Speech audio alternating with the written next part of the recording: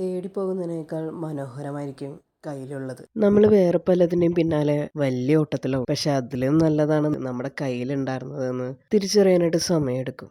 രത്നങ്ങളെ കളഞ്ഞ് കരിക്കട്ടയുടെ പിന്നാലെ പോയി എന്ന് പറയില്ലേ, അതേ അവസ്ഥ തന്നെ. പലപ്പോഴും പല ആളുകളും കരിക്കട്ടകളായിരുന്നു, രത്നങ്ങളല്ലായിരുന്നു എന്ന് തിരിച്ചറിയാനായിട്ട് വൈകും.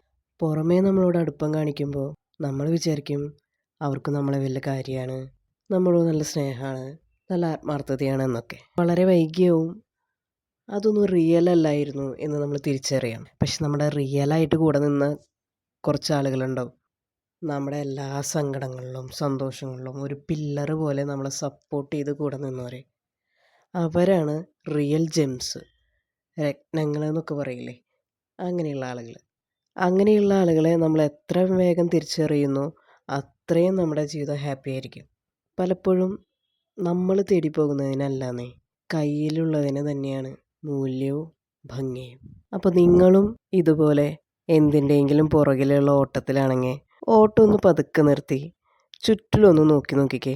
എവിടെയെങ്കിലും നിങ്ങളും മിസ് ചെയ്തിട്ടുണ്ടാവും ഇതേപോലെയുള്ള രത്നങ്ങളെ. പലതിൻ്റെയും പിന്നാലെ പോകുമ്പോൾ കയ്യിലുള്ളതിനെ നഷ്ടപ്പെടുത്തി കളയാതെ നോക്കുക. പിന്നീട് ദുഃഖിച്ചിട്ട് കാര്യമില്ലല്ലോ.